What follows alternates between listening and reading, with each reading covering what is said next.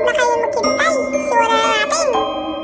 So bago yan, don't forget a like and share and subscribe para mag-updated ka sa mga bago kong videos.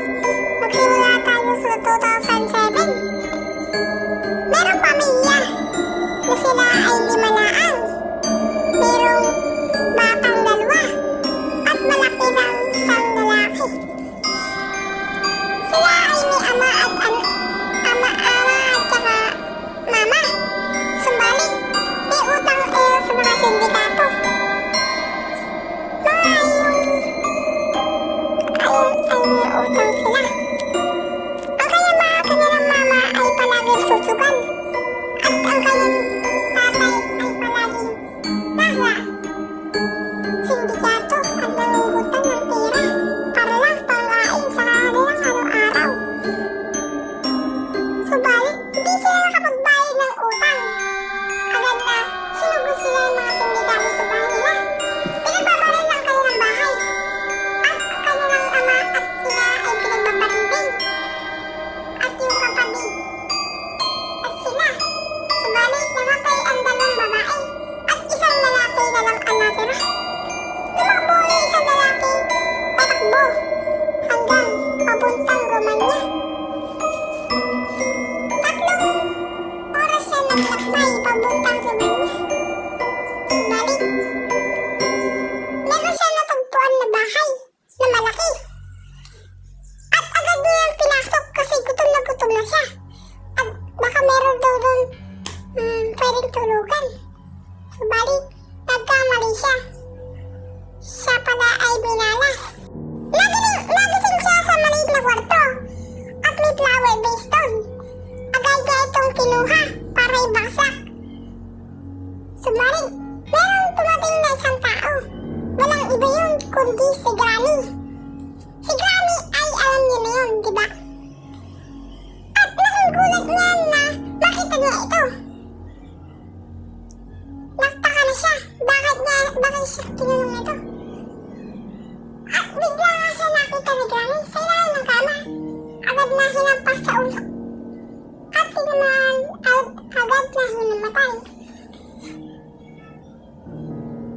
At paggising niya nandito. Siya ay nagising na lang nandito. Walang alam kung ano nangyari.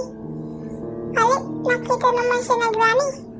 Agad na siya ay winalo naman. Well, sino nga ba talaga ang tao si Granny? Walang iba yan kundi si Nursery.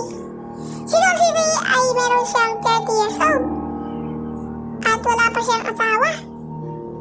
Wala pa siyang anak. Wala pa rin silang pira. Mahirap sila ang buhay nila. Kaya ganyan siya. Well, ikaw ang gustong-gusto niya itanong kung sino nga ba talaga ang itsura niya.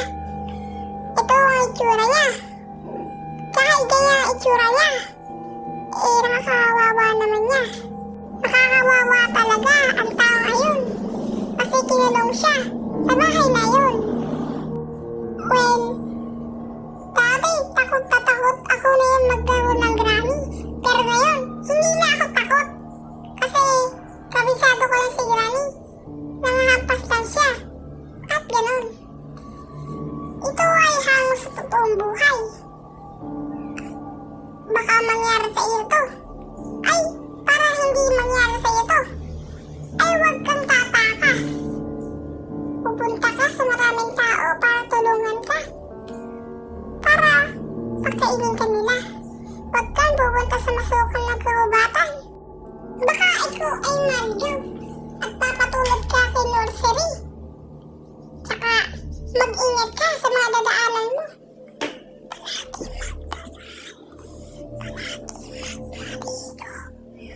Palaging pagdala ng map para hindi ito sa mga daanan. Si Granny ang pinakadelikado.